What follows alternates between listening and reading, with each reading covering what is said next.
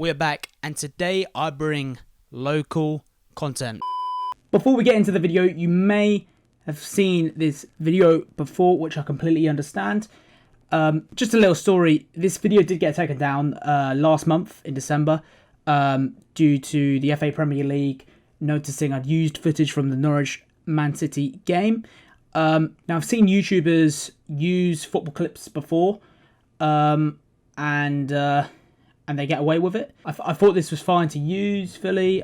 It just turns out I'm still a potato at the whole YouTube game. The king himself, Jack, who is at Totally Tetty, explained to me that the EFL Championship haven't got a problem with using footage from their league games, and I believe the Emirates FA Cup should be the same as well, but the FA Premier League are on you straight away if you do use any of their footage that they've recorded themselves from the Premier League games. So the epic montage that I did create of the 3-2 win over Manchester City will be out of this one. I've replaced it instead. It's just a shame that it can't be in, but fair enough. The FA Premier League, they're their own kind of got their own uniform, and they decide what they want. You know, it's their own footage at the end of the day. If they don't want anyone else to use their own footage, then they've got the 100% full rights to say so. I'm not gonna lie, it was the best part of the video. Anyway, this video was out a month ago. I couldn't discard it whatsoever. I had to put it on here, so I thought I'd re-upload it, changing different parts of the video to comply with the copyright owners' requirements. This video was fun to make, basically. You know, it was fun to record, fun to make and edit.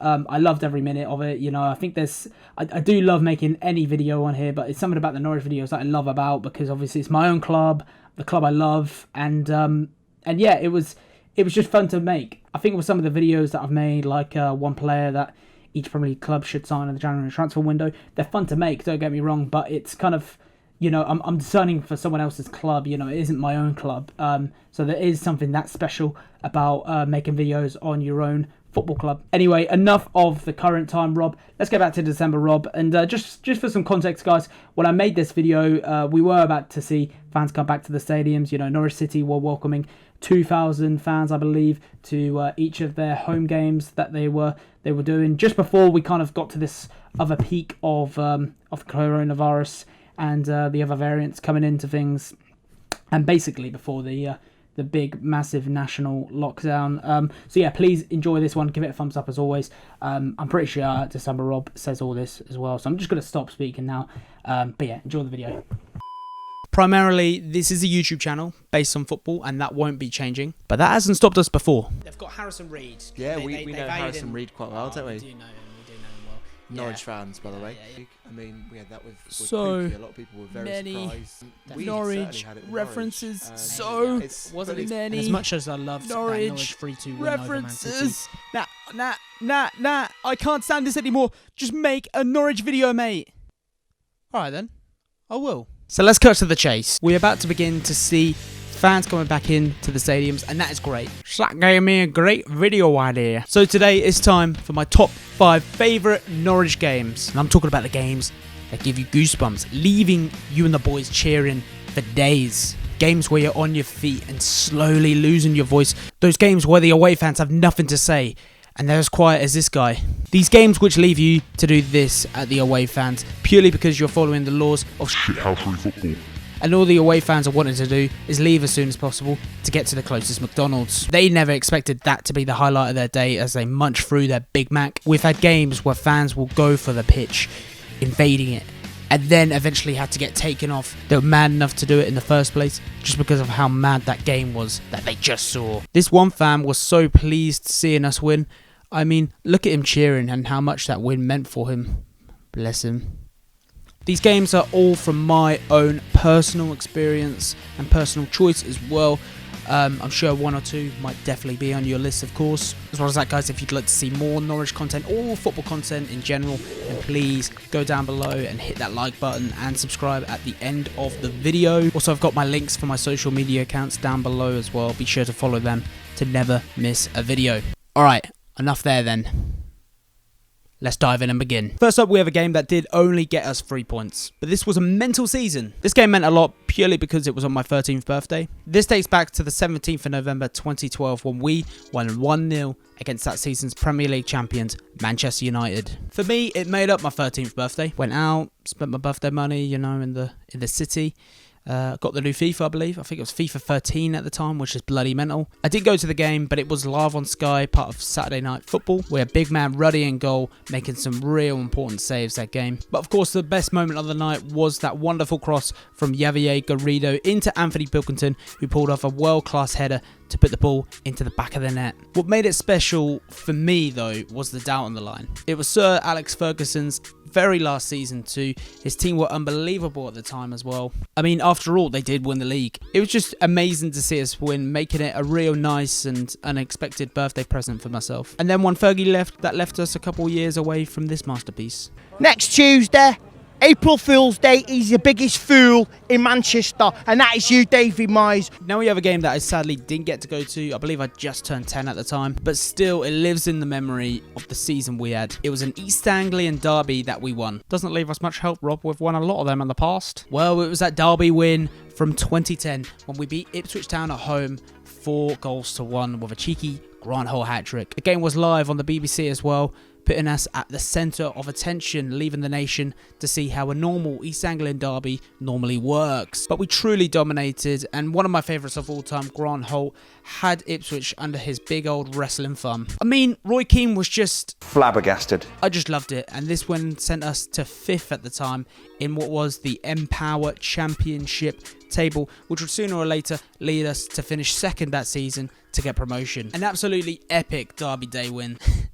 What's funny is that I can pick out so many Derby Day wins for this list. I thought I'd narrow it to one though. I'm going to choose this one. But yeah, I could pick out so many Derby Day wins. I'm sorry. But I've gone for this one just because of how well I remembered it. You even had the Snake Pit cheering "You'll get sacked in the morning" to Roy Keane. We won't talk about who our manager was at the time. Yeah.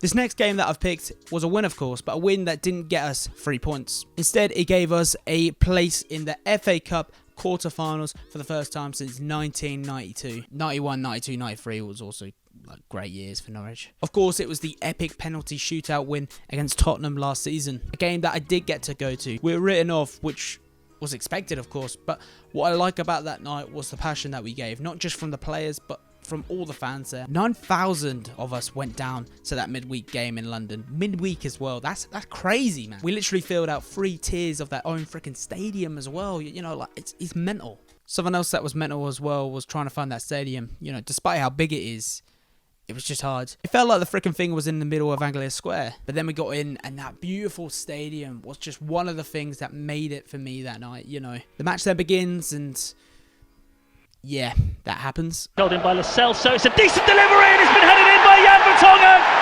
The set piece tells for Tottenham. Oh shit, here we go again. You could tell Tottenham's keeper Michel Vaughan was shaky that night. McLean fires a shot at him, which should be an easy save, but the ball slips out of his hands. That falls to who? Joseph Dermich. Who? I know, right? But that man, Joseph Dermich, stole the ball to score the late equaliser there that night, and we love it for him. And by this point, my voice had just gone. It left. To be fair, I was gone myself. Then extra time happened, and we could have literally shat ourselves and be left smelling like we just left this place, or we could be dancing still. But then extra time had finished, and it was then clear that it was time for penalties. And ladies and gentlemen, I thought I'd seen it all by this point. I've seen Joseph Dermich score a goal. I've seen us bring 9,000 fans that very night. And I've even seen this illusional shit as well. However, we hadn't been warned of this shithousery.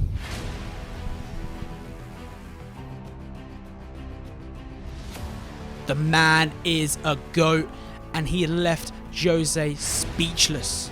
I have nothing to say. Nothing to say about the game at all? Nothing. I have nothing to say. LOL! Winning on penalties just made it in this top 5 for me, and being there of course helped as well. Literally felt like a UEFA Champions League night. Oh wait, My choice for my second best Norwich game from my own personal choice is actually another game that happened last season. What, that away win against Everton, Rob? Yeah, how'd you guess, G? Nah, this was a league game that someone should have warned me about. I didn't expect to see such explicit, unforeseen scenes on a football field that day. I would have went to the Nou Camp for that. But this was even better. For me, this game proved to me that Farke was one of the best managers that Norwich have ever had, and how that new play style that he was pushing out had influenced so many players on the field for Norwich, and also how effective and how much it was working at that time in that game alone. I'm saying not all season, but in that one game alone. Of course, if you hadn't have guessed by now, it was the 3-2 win against Manchester City. No. That matchday experience when we faced Manchester City at home all started for me in the Queen of Iceni. Just over the river were Man City fans drinking at the waterfront. What Don decided this to be the new away pub? I bet it was you. But this was a great start to the day because both sets of fans were just trash talking across the river, trading chants left, right and centre. It was class. Then the game started. We started off pretty well. Have you ever had a dream that you had? Well, yes, I have, small child. I dreamt that this might happen. I was sitting in the Barclays stand. It was up a tit though, but me and Chloe did get a real great view of the game. The passing around the back worked well, and it fooled Pep Guardiola. Daniel Farke simply stood there taking the L at the bloke's face. The game proved every player's best ability on that pitch. Buendia was popping off, of course, with his dribbling and skills on the ball. The link-up play that Stiepermann had to offer to Pukki. How players like Timu and Todd had the perfect finish in that day. We won't talk about the defence, but the whole day was just mental. And we just played so well. Many people had written us off, and so they should.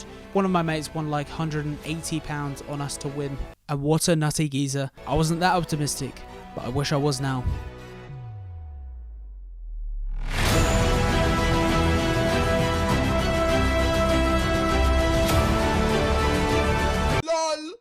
Yes, my favourite Norwich game was, of course, that famous playoff win back in 2015 when we beat Middlesbrough at Wembley Stadium 2-0. The whole day was great from start to finish. We were just this green and yellow army coming from every direction possible, ready to enter the capital. Sounds like a scene from Hunger Games, I don't know. It had been a frustrating season 2, finishing third, and Watford were just those few points above us in second. We knew we were destined to return to the Premier League. But before this, it was delicious though, really was delicious.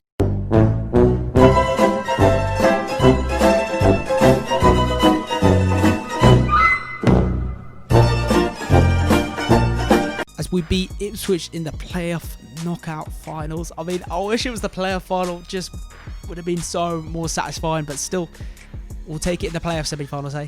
Then, of course, beating Middlesbrough in that great stadium. It almost tops Carrow Road, you know, I can't lie. Where we all sat was like 50 Barclay ends merged into one. People who never knew how to actually clap before were actually clapping their hands. And they didn't use their hands today to rest it under their bums on their seats. How mental was this? But this was just a mental green and yellow wall. Forget Dortmund, mate. Norwich had it all. Shit me, that rhymed. But this game had so much. I remember when Bradley Johnson hit the crossbar up one end, and then just moments later Middlesbrough counter-attacked, and then Jelle Fossen hit the crossbar up the opposite end of the field. And I'm glad that Jelle Fossen didn't score, but ladies and gentlemen, him hitting the crossbar gave me goosebumps, and I think it was just that thrill of him not scoring that goal. Then Daniel Ayala loses the ball from Cameron Jerome, stealing it to then go on to score. My guy Ayala should have never left us. He's just got mugged off at Wembley. How embarrassing. And then all of a sudden, the Scottish Cafu, Stephen Whittaker, has the ball. Yeah, I don't want any of the Alan Hutton Cafu bollocks there. We all know who the real Scottish Cafu is. And then Whittaker passes the ball into Redmond, who can no longer be with us today because he chose the money. But Nathan Redmond, however, hits the ball on his left foot and then places a lovely half volley from his right foot, which then leaves us to see the second and last goal of Wembley that day. R.I.P. Middlesbrough. And I'm fairly sure I can feel the salt in the wounds from this guy. Because I can't stand Norwich, right? They're just that club that just irritate me. But it had to be number one on my list because it was us, Norwich City, in a final at Wembley.